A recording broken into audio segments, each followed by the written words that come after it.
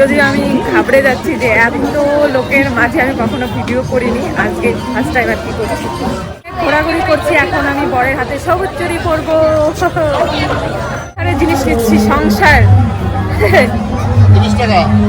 এই কাপটা দেখতে কিন্তু সুন্দর। হ্যাঁ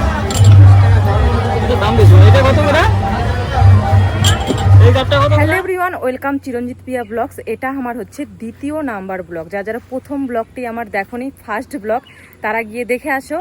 এখন বাজে বিকেল ওই 4:30। ভাবলাম আজকের ভিডিওটা স্টার্ট করি। আজকে কোনো ব্লগ ভিডিও শ্যুট করা হয়নি, তবে আজকের দিনটা আমার কাছে খুবই স্পেশাল, ধরতে গেলে খুব একটা ইন্টারেস্টিং দিন। তাই ভাবলাম তোমাদেরকে শেয়ার করি। এত সুন্দর একটা দিন তোমাদেরকে যদি শেয়ার না করি তাহলে আমারই আর কি খারাপ লাগবে। তাই দেখো আমি প্রকৃতির মাঝে এসে ইন্ট্রোটা দিচ্ছি। ভাবলাম যে প্রকৃতির মাঝে ইন্ট্রো দিই, তবে আমাকে কাও কাও আমাকে তাড়া করেছে। ওই যে ওইটা এত দুষ্টু, বাবা গো, আমি এত ভয় পেয়েছি। আমার গরু দেখে ভীষণ ভয় লাগে, ভীষণ। তো যাই হোক, কোনো মতে আমি একটা লাঠি নিয়ে ইন্ট্রোটা দিলাম। আর এদিকে দেখো বাচ্চা কাচ্চা খেলা করছে। আর আকাশে একটা ওই যে কি বিমান উড়াচ্ছে, ভীষণ ভালো লাগে। এই সাইডটা আসলে আমার ভীষণ ভালো লাগে, সবুজে সবুজ।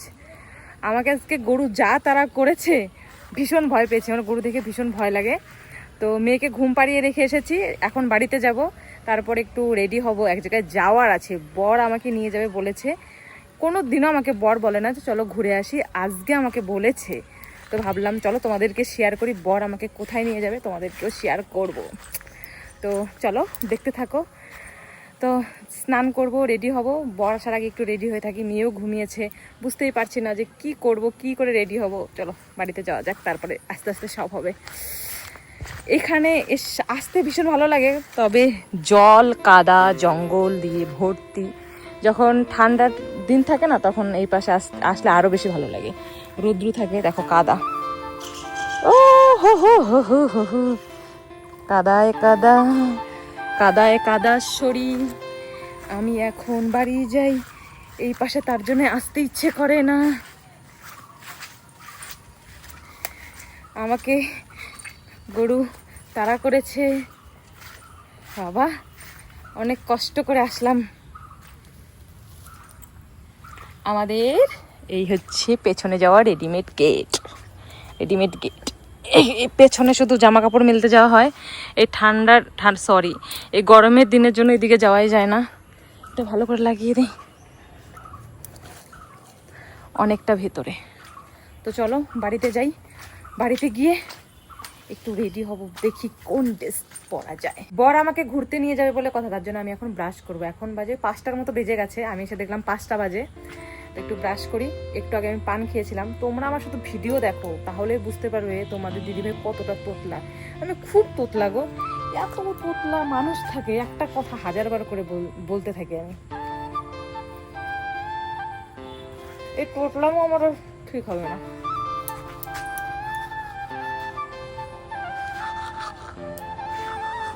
জামা কাপড়গুলো আজকে রোদ্রুই ওঠেনি, জামা কাপড়গুলো দেখো ভেজা আছে।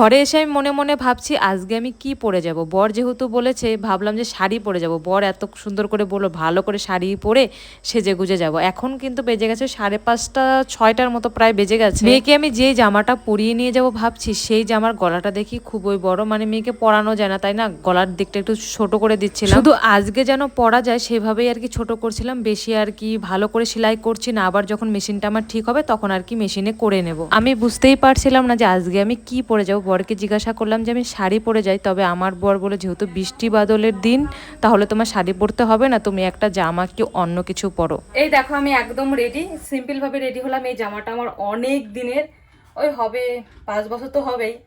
জামাটা আমি আজকে আবার পরলাম, ভালোই লাগছে অনেক দিন পরে। আমার ফাইনাল লুক, এই যে আয়না। ঘরের অবস্থা খুবই বাজে করে রেখেছি, খুব তাড়াহুড়ো করে রেডি করলাম, কারণ আমার বর আবার আসবে, তারপরে আবার হচ্ছে দোকান করবে। দাঁড়িয়ে আছে, আমি যাচ্ছি। সবার তো আগে ভাগে হয়ে যাবে। মেয়েকে রেডি করলাম, তারপর আমি রেডি হয়েছি। তো চলো আমরা, আমার বর আজকে বলেছে বর যাওয়া মানে বিশাল ব্যাপার। সবাই দাঁড়িয়ে আছে টোটো নিয়ে, আমরা সবাই যাচ্ছি। আমার শ্বশুর শাশুড়ি, আমি, আমার বর, আমার মেয়ে, 5 জন। ওরা সবাই রাস্তায় চলে গেছে আর আমি যাচ্ছি খুব তাড়াহুড়ো করে। এই তাড়াহুড়ো করে যাওয়ার ব্যাপারটা কিন্তু অন্যরকম, কোনো ভিডিওই করতে পারি না। এই যে ও বাবা, হে এ লালটি পড়ছে রে, অনেকগুলো আছে এটা। ইচ্ছা করে আমার মেয়ে চুলটা আওলাচ্ছে, ইচ্ছা করে। হাই রোটা, আমরা চলে এসেছি মেলাতে, তোমাদেরকে বলাই হয়েছে। ও বাবা,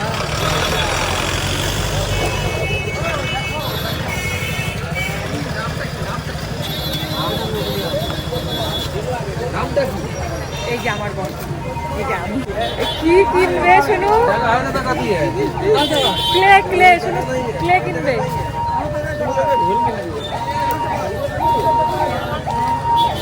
ও রাস্তার মধ্যে মেলা? হ্যাঁ, না না ওদিকে তো আছে, মন্দির তো ওদিকে মেলা এইভাবে।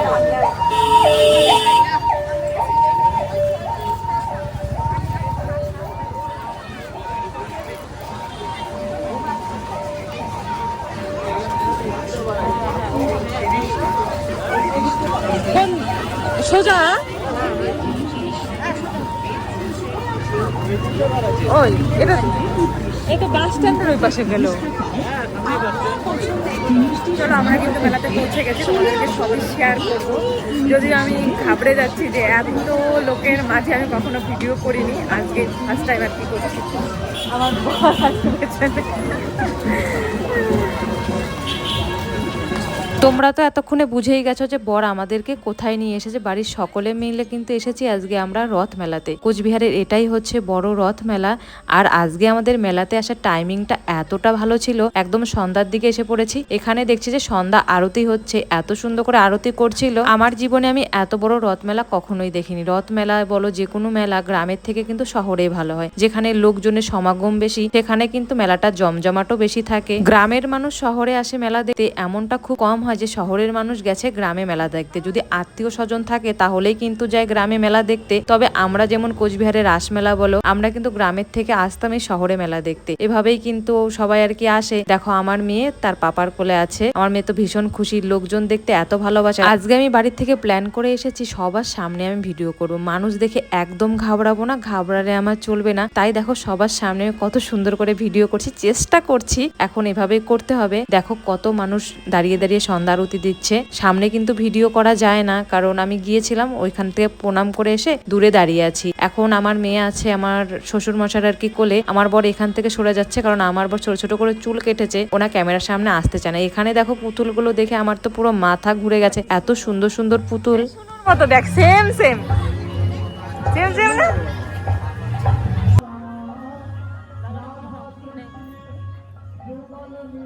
এই দোকানটার পুতুলগুলো এতটা কিউট ছিল, মনে হচ্ছিল সবগুলো পুতুল বাড়িতে নিয়ে যায়। মেয়ের জন্য কিন্তু একটা পুতুল আমরা নিয়েছি, সত্যি এত সুন্দর, যেমন দাম সেরকম আর কি জিনিস। একটু দাম বেশি তবে কিন্তু কিউট। এত সুন্দর সুন্দর পুতুল দেখাই যায় না, আমার ভীষণ ভালো লেগেছে। মেয়ের জন্য শুধু একটা নিয়েছি, আমার কাছে যদি অনেক টাকা থাকতো তাহলে আমি অনেকগুলো পুতুল নিয়ে যেতাম মাম্মামের জন্য। আমার কাছে যেহেতু নেই তো কি করা যাবে, একটা নেই, পরে রাসমেলার থেকে নেব। সুন্দর আসতে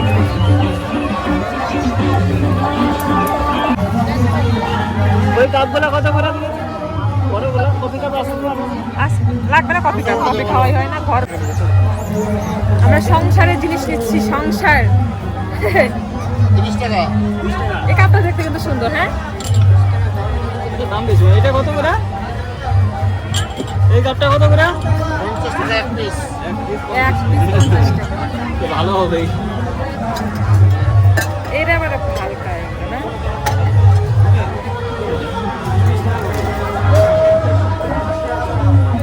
আসো, হয়েছে কি টাকা দেওয়া লাগবে তো।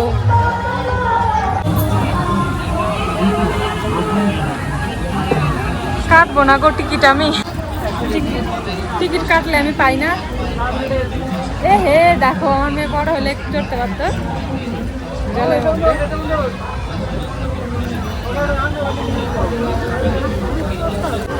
কোথায় নিয়ে আসলি এবার আমার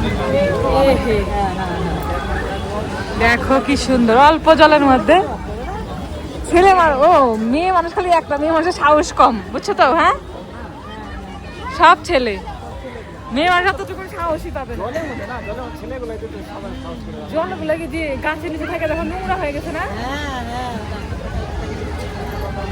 প্লাস্টিক দিয়ে জলটা যদি একবার লিক হয় তাহলে সব বাইরে আসবে। আর একটা মেয়ে উঠছে, দুইটা মেয়ে। মেয়েদের দল খুব কম। কি রাত্রে এই কয়দিনই থাকবে, কষ্ট করে জলগুলো নিচে না। ছোট সুইমিং পুল না, ছোট সুইমিং পুল। কয়টা থাকছে? ওঠে না।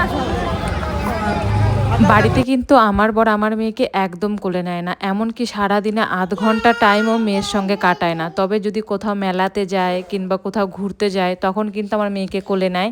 এই বিষয়টা কিন্তু আমার বরের খুব ভালো। আমার বর যদি না যায় কোথাও তাহলে না আমার খুব অসুবিধা হয়। আমার কষ্টটা তখন কেউ বোঝে না, আমার একা একা বাচ্চা রাখতে এতটা অসুবিধা হয়, আমার না কোথাও যেতে ইচ্ছা করে না। আমার বর যদি থাকে তাহলে আমার কোনো প্রকার টেনশন হয় না।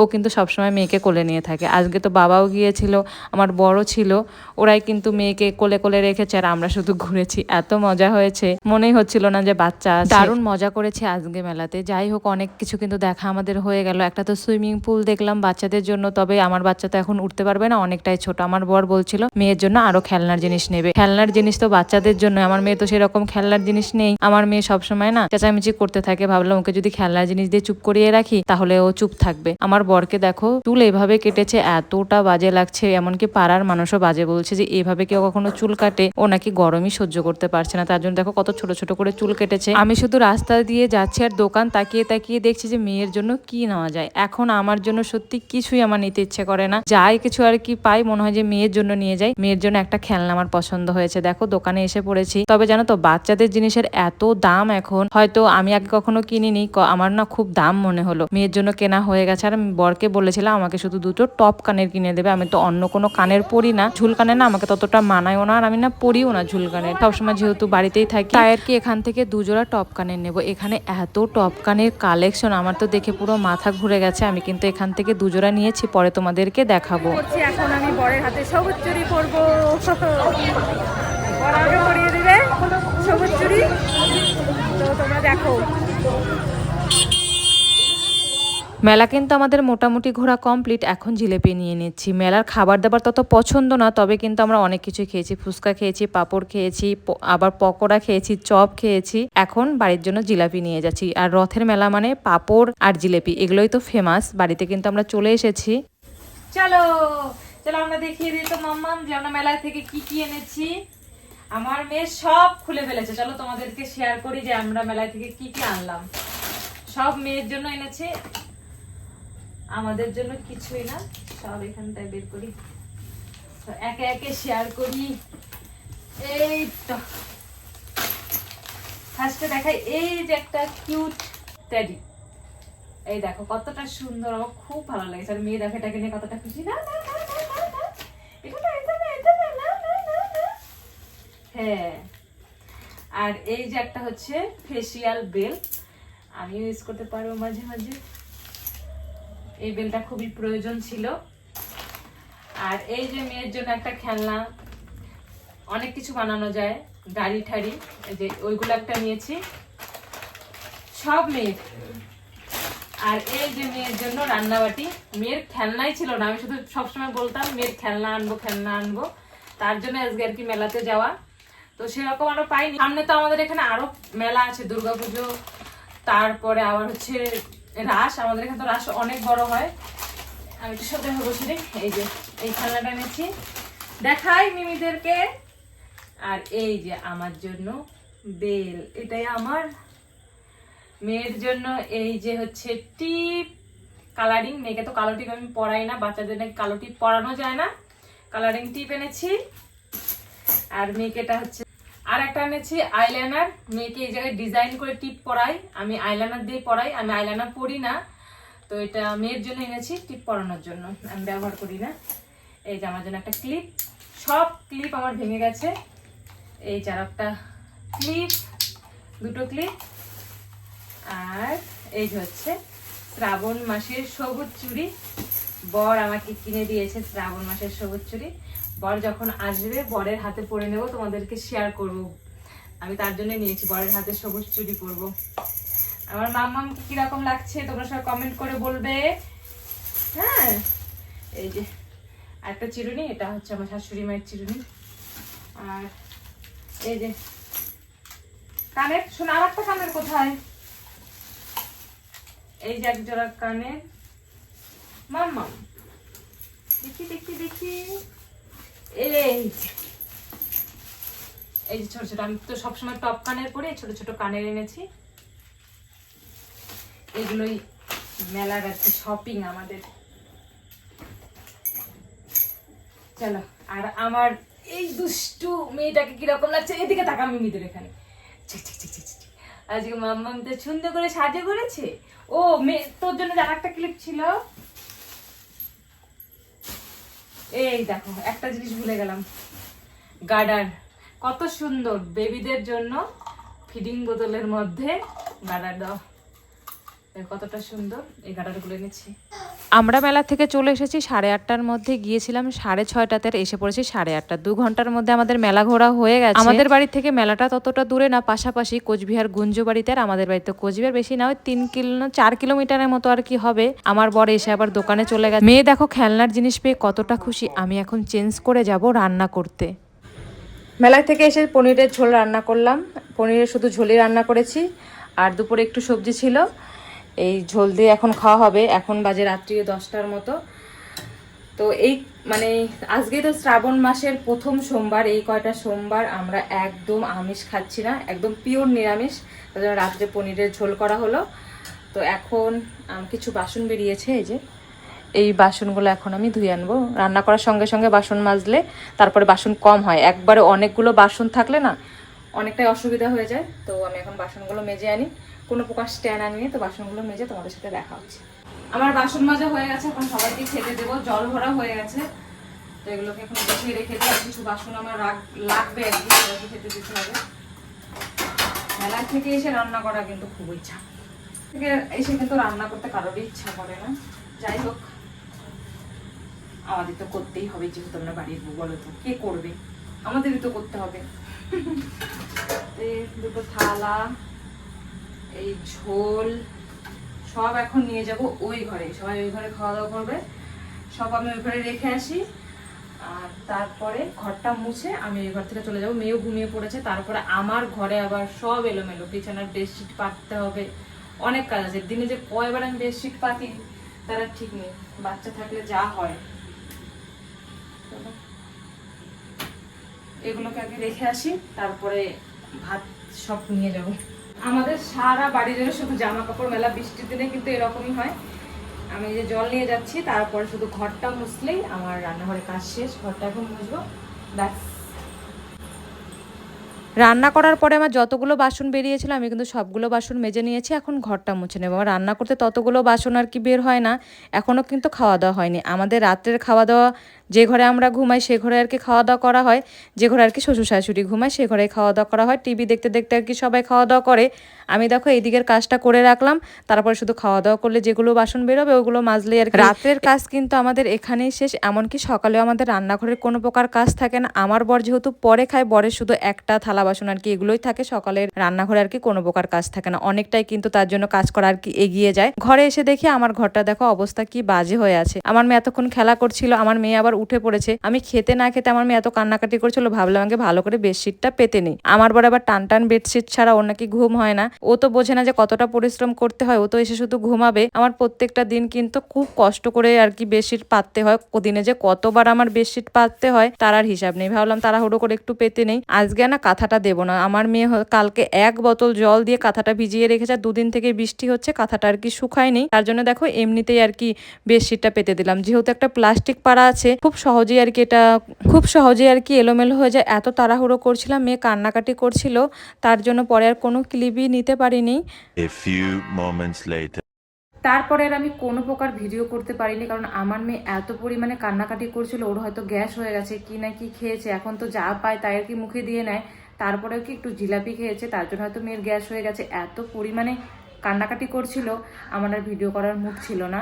সবুজ চুড়ি তো এনেছি, 3 দিন হয়ে গেল, এখনও দেখো আমার বর আমাকে পরিয়ে দেয়নি। আমার বর পরিয়ে দেবে তবেই আমি পরবো, তার জন্য কিন্তু বিশেষত আমি মেলাতে গিয়েছি। মানুষের বিয়ে হয়নি, বয়ফ্রেন্ড থাকে, তাই দেখো সবুজ চুড়ি পরবে বলে, মানে বিয়ে হওয়ার আগের থেকেই পরে। আর আমার বিয়ে হয়েছে, আমাকে বর পরিয়ে দেবে, আমার একটা ইচ্ছে। তো আমার বর যখন পরিয়ে দেবে আমি তোমাদেরকে দেখাবো। তো এই ভিডিওটা আমি এখানে এন্ড করছি, দেখা হবে নেক্সট কোনো ভিডিওতে। ততক্ষণ ভালো থেকো, সুস্থ থেকো, অ্যান্ড বাই।